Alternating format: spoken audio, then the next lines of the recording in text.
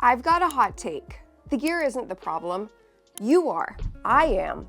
We all are. Now, before you come for me in the comments, let me explain. We spend thousands chasing perfect sound, but we're ignoring the most unpredictable piece of hardware in the entire chain: our ears. No two people hear the same way. Whether it's age-related roll-off or just natural asymmetry, your neutral isn't my neutral. Yet almost every player on the market hands you a fixed output and just expects your unique ears to deal with it. That's where the Astell&Kern PD20 changes everything. It doesn't just play your music. It uses a medical-grade hearing test to rebuild the signal for your anatomy. It's the first device I've seen that bridges the gap between laboratory specs and real-world hearing. Keep watching to find out what's under the hood and why it might be time to level up your DAP game. Despite what you might believe, Astell&Kern didn't build a successor to the PD10 DAP. They built something entirely different. At $1,970, this isn't just another DAP.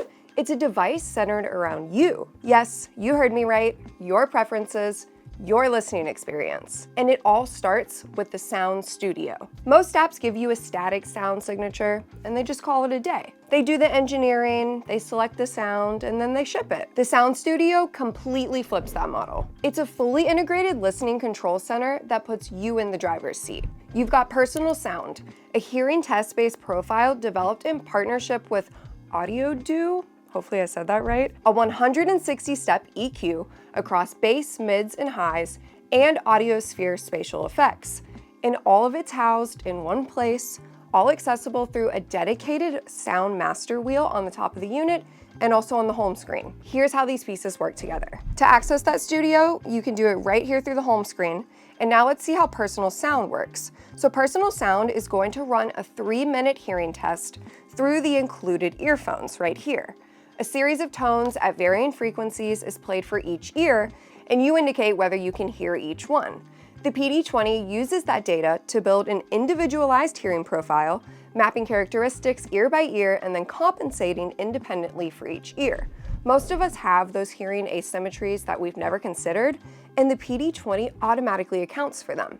I've been to an audiologist who informed me that my left ear isn't as strong as my right. And sure enough, the PD20 picked up on that exact same thing, a clear dip in the mids. The PD20 is the first DAP to tune itself to the listener rather than requiring the listener to accept a fixed output. From there, you get a 160-step equalizer that gives you surgical control over the low, mid, and high frequencies. The Sound Master wheel on the top makes it tactical. You can short press to enter bass, mid, and treble adjustment, long press to go into the full Sound Studio with the visual frequency response graph, and from there you can go ahead and make micro adjustments or use the slider at the bottom to adjust all 3 frequencies at once. Save that EQ adjustment to your profile or reset it once the next track loads. It's your choice. Then there's the audiosphere. So the audiosphere works with spatial presentation. It's going to go beyond what typical EQ can do. There are 4 presets to work with. You've got subtle, balanced, immersive, and echoic. Subtle gently widens the soundstage without changing the character of the recording. Balanced is going to smooth out the presentation for those sessions where you just want something that flows. Immersive moves the center of the sound field outside of your head, creating this fully enveloping listening experience. And echoic, well, honestly, that's the one that caught me off guard the most. It maximizes reverberation in a wide concert hall-like space. You know, the kind of reverb and space that you would get from sitting in a club or maybe a closed arena. There are artists in my library that I'll probably never get to see live, and with echoic running, I got as close as headphones have ever taken me to a live listening experience. It ended up being my favorite spatial effect for artists like Rihanna, Charli XCX, and Frank Sinatra. But that's not it.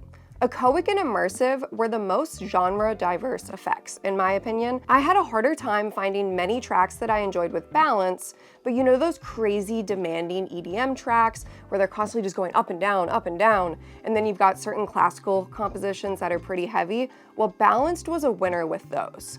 As for the overall sound of the PD20, without any EQ adjustments or any spatial effects enabled, it's natural and it's precise. It has the hallmarks of an Astell&Kern DAP, but with this extra edge, that's the Sound Studio. Regardless of whether you're an analytical detailed listener or a warm and musical fan, the PD20 caters to everyone and anyone. I'm the type of person who believes that if something is too good to be true, it's probably because it is. And while for the first time, it's not. This is just as good, it's better than you'd believe, and it's all true. Now let's talk about physical form factor and design. The PD20 is another large DAP from Astell&Kern. It's shaped like the PD10, but it features an aluminum body, a 6-inch display, 3 different VU meters, and several new physical controls. At 11.4 ounces, it's surprisingly light. It still has some heft to it, obviously, but it's light enough that I can hold it in one hand, move my wrist around, and it doesn't feel like I'm holding a brick. So every major function that you would want to reach for quickly on this device has a physical home on the chassis. On the left side, you've got 3 dedicated switches, one for amp current, amp class, and a hold switch. On the top, you've got your sound master wheel, 2 headphone jacks, a single-ended 3.5mm, a balanced 4.4mm, and then the power volume wheel. On the right, we've got a single playback button, handling play and pause, as well as track navigation through a series of short presses. And the bottom houses that USB-C port and a micro SD slot, supporting cards up to 2 terabytes. And none of this, like I said, requires you to unlock the screen or navigate the menu. And that intuitive nature of the PD20 is what sets it apart from competitors at the same tier. You get real-time amp class switching between Class A, Class AB, and Hybrid. Class A delivers that rich, dense, analog-like texture. You get low distortion and rich bass response. Class AB brings efficiency and dynamic impact to the table, and Hybrid strikes a balance between both classes. You get the refined texture of Class A with the efficiency and power of Class AB. Then within Class A and Hybrid modes, there are 3 current levels. High for power-hungry, high-impedance headphones that need serious current to open up. Mid for balanced sessions with lower listening fatigue, and low for highly sensitive IEMs where background noise is the ultimate enemy. So between the triple amp architecture at the flip of a switch and the sound studio at your fingertips, there's no shortage of functionality here. Quick note on the volume wheel, because there's a deliberate quirk here that many people aren't realizing. So it's counterclockwise to increase the volume, which feels counterintuitive when you first pick it up, but the moment that you set the device flat on a surface with the screen facing toward you, it makes total sense. Turn it right to increase, turn it left to go quieter. It's designed for how most of us will actually interact with it. For me, that was me sitting at my desk working. I'd pick it up when I needed to move around, but most of the time it was just sitting flat next to me, and I never had to lift it to adjust the volume. So for everyday use, you're getting 256 gigabytes of internal storage, enough room for your entire library, and if that's not enough room, remember you've got the micro SD support for up to 2 terabytes, and you also have USB DAC functionality for Mac and PC. Access to the full Google Play Store means that you can download virtually any app that's available natively, from Tidal to Qobuz to Spotify, Audible, and ESPN. It's also compatible with Astell&Kern's docking cradle, which is available for purchase separately. Grab that accessory and use the PD20 in a 2-channel system easily. On standard playback settings, you're getting about 14 hours of battery life on a single charge, but when it's time to charge, USB PD 3.0 fast charging tops it off in under 4 hours. As for Dragon cables, you can use any of our USB cables, like the Silver Dragon USB, for data transmission when using the PD20 as a USB DAC. Be it the C2C connection or the C to A connection, we create custom terminations and lengths that fit your setup, your needs, your lifestyle, just like the PD20. At this price point, most apps are making a choice on your behalf. Great hardware or great personalization tools. Not both. If you've been shopping at this tier, then you know exactly what I mean. You can find a DAP with serious DAC and amp engineering, or you can find one with decent EQ.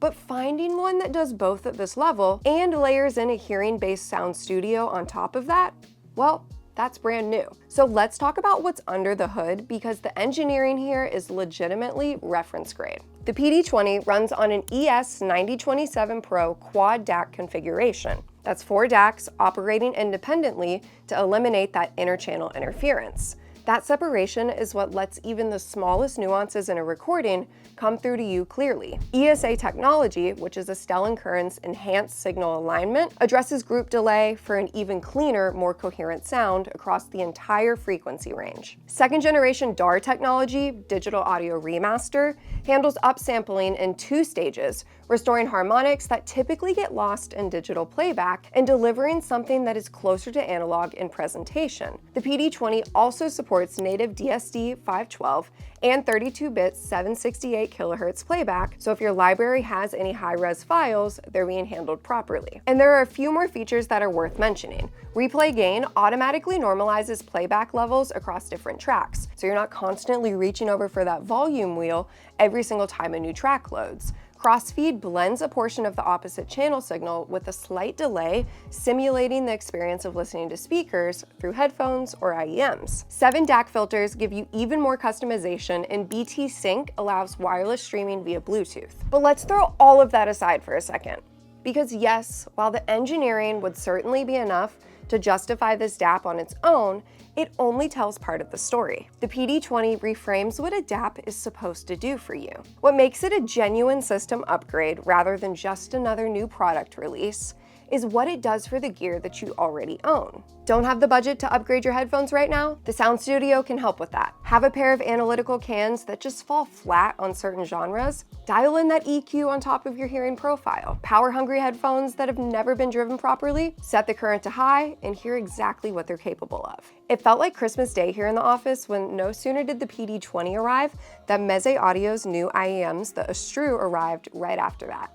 So of course, like any audiophile would do, I'm taking my 2 new pieces of gear and I'm testing them together. Not only do these two just look absolutely incredible together, you've got silver on silver, you would think that they should come as a package deal, they both sound phenomenal. We know that you get the customization from the PD20, and the Astell delivered me that dynamic, immersive, lively listening experience. I actually found myself using echoic and balanced some on the Audiosphere effects with the Astell IEMs.